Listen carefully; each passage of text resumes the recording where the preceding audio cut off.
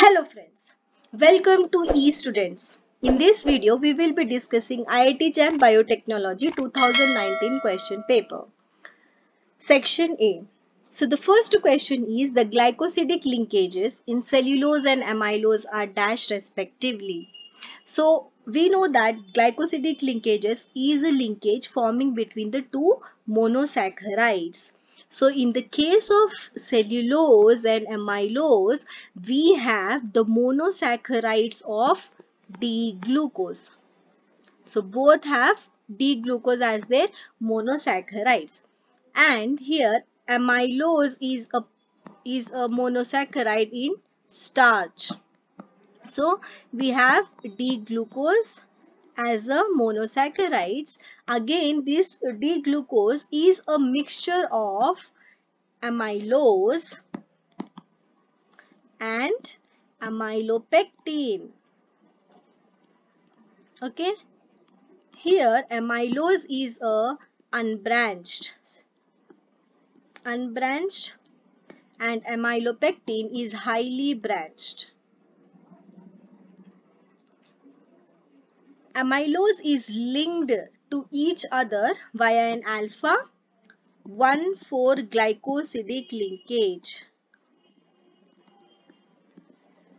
Okay, and amylopectin is linked to each other by this is also linked by alpha 1,4 glycosidic linkage, but at intervals of every 10 residues they have alpha 1,6 glycosidic linkages. Okay, so alpha 1,4 is having an amylose is having an alpha 1,4. So we'll understand this using a diagram. So we see here there is an alpha 1,4 glycosidic bond. So what is alpha and beta? Okay, so when there is a glucose molecule like this and this is forming a bond, when the OH is present here, the hydroxyl group is present below the plane, then such bond is known as alpha glycosidic bond, and if the hydroxyl group is present above the plane, then it is known as beta. Okay, so here in the case of amylose, it is forming alpha 1 first carbon and fourth carbon alpha 1,4 glycosidic bond.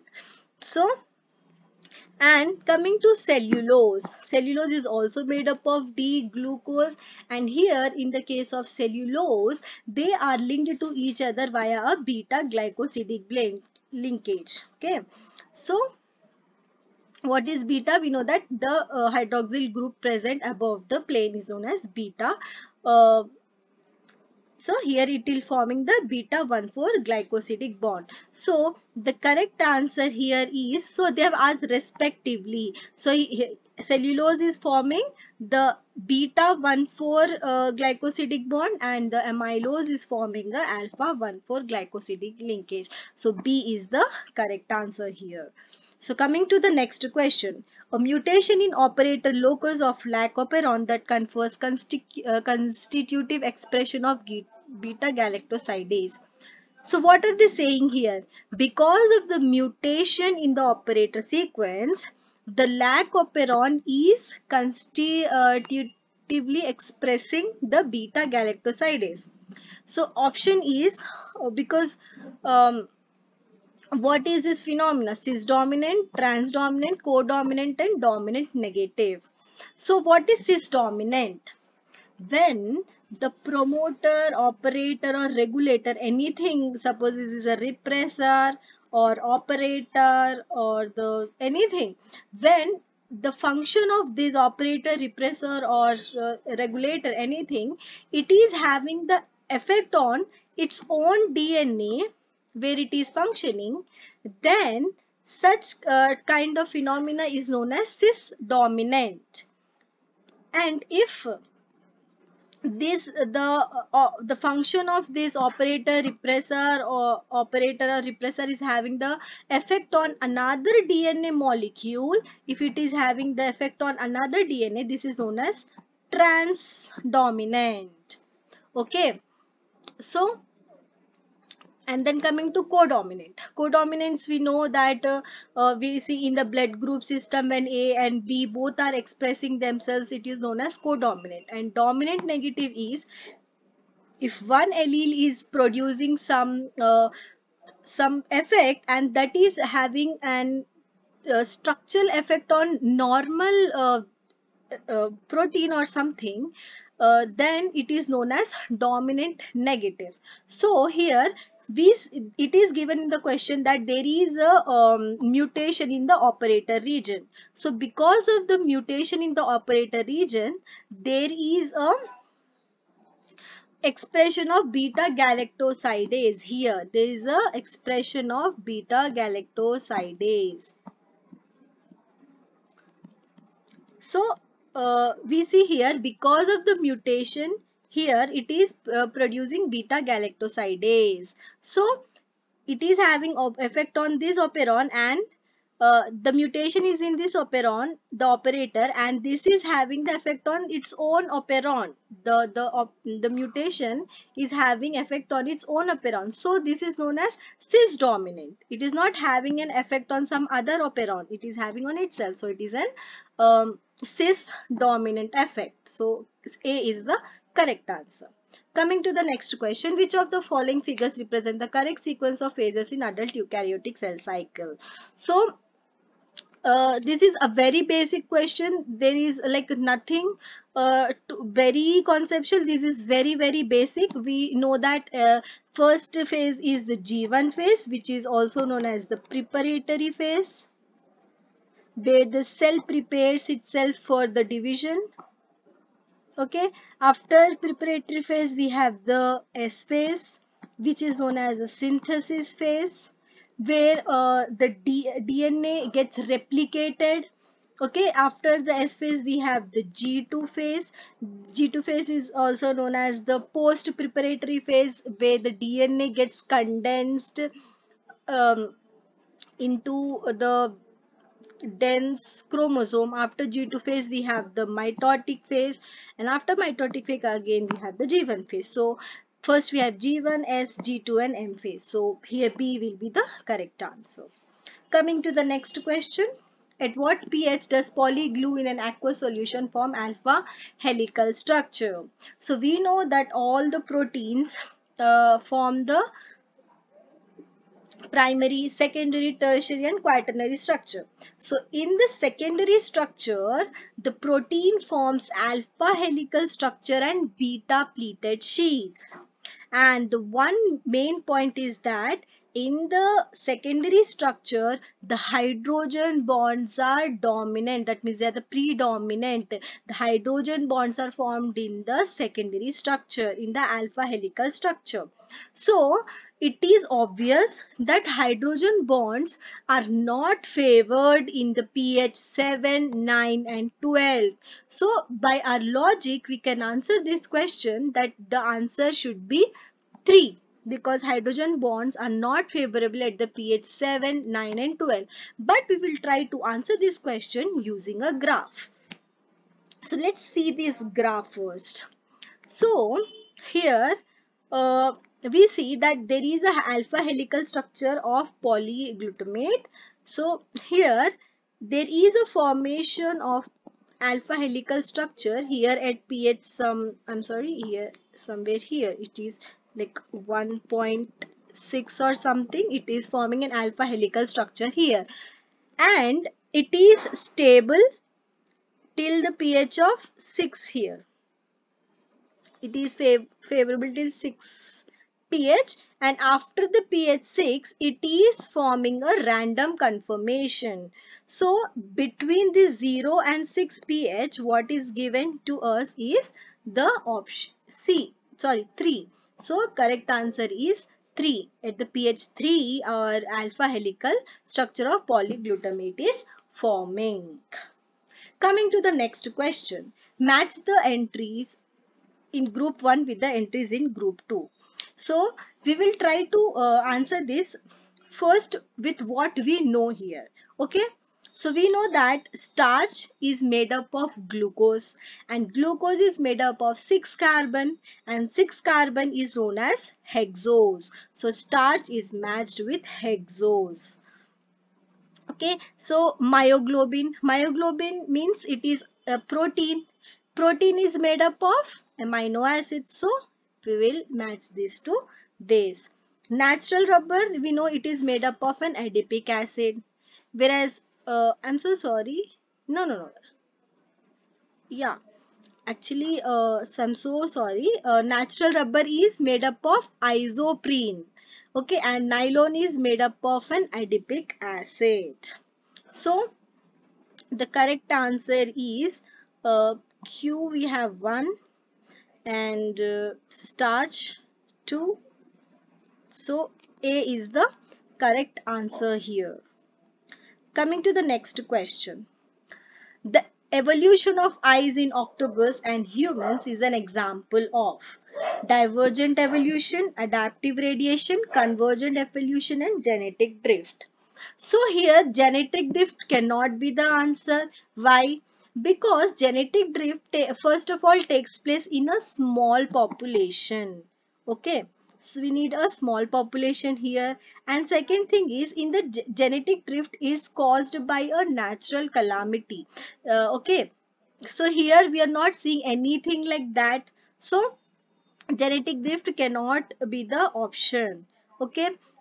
This is a random process. It can happen anytime. Okay. Natural calamity, cyclone, or any invasion of other species coming and killing that species suddenly. Anything can be the reason. Okay. So nothing like that is given in our question. So genetic drift cannot be the option. So coming to the adaptive radiation. Adaptive radiation also cannot be the answer, because in adaptive radiation we will see that we need a common ancestor here. But here in the case of octopus and humans, they are two different species. They are not at all related to each other. So adaptive radiation cannot be the option. Coming to the divergent evolution. In the case of divergent evolution, you see, we need to have a common ancestor first of all, and if there is a common ancestor, it must have to produce two different features. But here we are saying there is an evolution of eyes. It is a common feature. That means octopus and humans are producing a feature that they are evolving their eyes. Both are having the same feature. That is, they are having the feature of vision. They are used for seeing. Okay. There is a common feature. That means two different, here in the case of convergent, there are two different ancestors, but they are producing a common feature, that is evolution of eyes. So this is an example of convergent evolution. Two different species are producing a same feature, that is known as the convergent evolution. Coming to the next question. Which of the following modifications occur both in DNA and protein?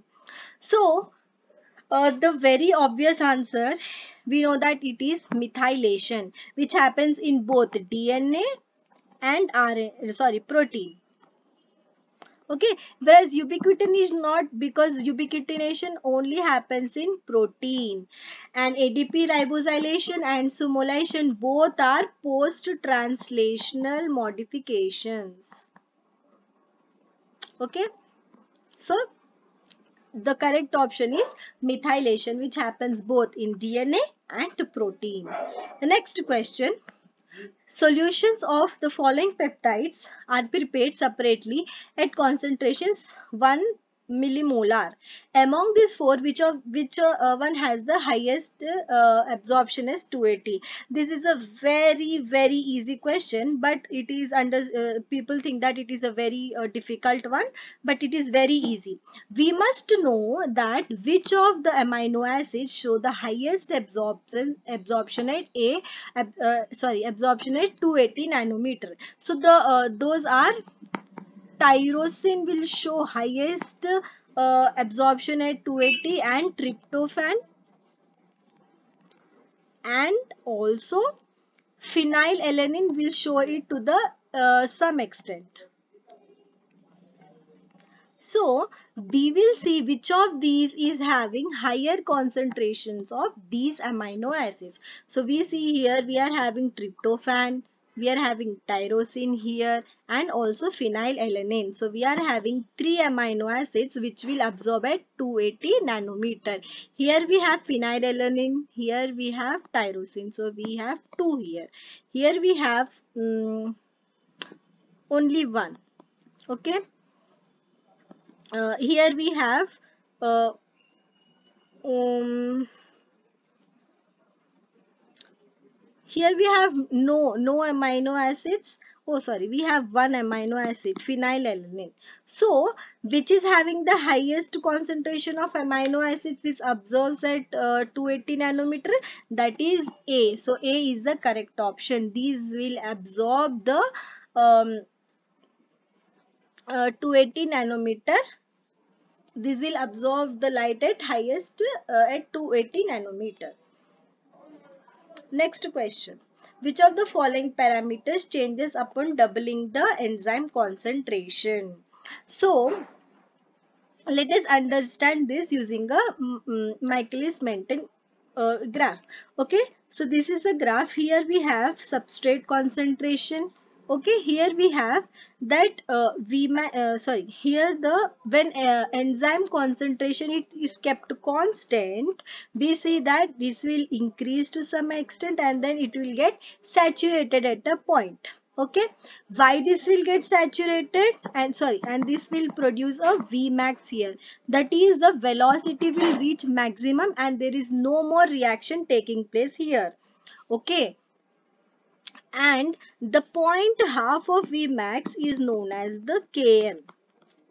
Okay, so here we see that when the enzyme concentration is constant, after a point this will get a saturation point. But here it is saying that upon doubling the enzyme concentration, that is we are giving more enzymes for this substrate to react with the enzyme.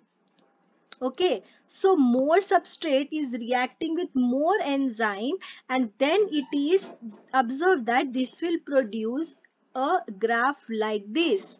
Okay, so what we are seeing here, what is increased? The Vmax is increasing here. The Km will remain constant. Okay, the Km here will remain the same. This is Km represents the binding affinity, whereas the Km we see here will always increase with the increase in the enzyme concentration. So the correct option is going to be the Vmax. So B is the correct answer. The next question, which of the following statements is correct description of modes of action of Taxol and colchicine? So this is like a concept based question. We have to know the functions of the different types of drugs. So we know that first Taxol helps in it is an anti-cancer drug. Okay, and this stabilizes the microtubules. Because of this stabilization of microtubules, there is no further formation of the microtubules in the cell, and then there is no taking place of the cell cycle eventually. Okay, and colchicine actually prevents the microtubule formation. This actually stabilizes, and colchicine is totally inhibiting the formation of microtubule, because of which in the metaphase the metaphase inhibiting, that means whenever we are doing karyotyping, colchicine is used to inhibit the cell division at metaphase so that they don't divide from each other at the anaphase. And why they'll divide? Because there is a formation of microtubules which will separate them. So here this colchicine will prevent the formation of microtubules which cannot go and bind to the kinetochores of the chromosomes and cannot separate them. So this is used in arresting them at the metaphase. Taxol see, the D option is the correct. Taxol stabilizes microtubules and colchicine prevents microtubule formation. So this is the correct option. Coming to the next question.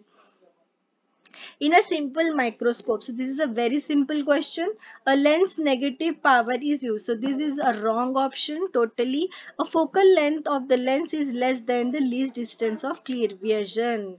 Okay, so this is the absolutely correct option because we need a focal length of the lens to be less for the less than the least distance for the clear vision. If the focal length is more than the least vision, we will see there is a no clear vision. So this is the wrong option. The focal length of lens is greater than the least distance of the clear. This is absolutely wrong. Magnification depends only on the focal length of the lens. This is totally wrong because magnification depends on many other factors also. Okay. Coming to the next question. Which one of the following statement is incorrect with respect to bacterial conjugation? So what is bacterial conjugation? There are two bacterial cells here. Okay. So this is a donor cell. So if this bacteria wants to conjugate with this cell, it will form a tube here which is known as sex pili. Okay, so whatever the genetic material or anything this donor cell wants to transmit, it will transmit through this sex pili. So it facilitates the transfer of genetic material. Absolutely, there will be a cut produced in this DNA and then this will be transferred to this cell. Okay, it requires flagella. Absolutely wrong. It requires a sex pili. So this is the correct option. This is a wrong option. It can spread antibiotic resistance. Absolutely, it can transfer, because if this is having streptomycin and what we call antibiotic resistance on this part of the DNA, then this is getting transferred. This total genetic material is getting transferred to this part of the bacteria. So this is also transferring the antibiotic resistance. So this is the correct option. It can transfer virulence factor. Yes, absolutely right. When this DNA is having the virulence factors, this can also transfer to another bacterial cell. Coming to the next question, indole acetic acid is involved in. So this is indole acetic acid is auxin. Okay. So we know that flowering is done by gibberellic acid. Okay, so this is not the option. Ripening is not connected with auxin because this is done by ethylene. And senescence is also not the option because this is also done by ethylene or abscisic acid. Okay. Whereas gravitropism is a correct option because auxin promotes the gravitropism. We'll understand this using this diagram. So we see here there is a presence of auxin in the roots which will help the roots to grow towards the gravity, whereas these part of the plant, that is shoot, is having anti-gravitropism.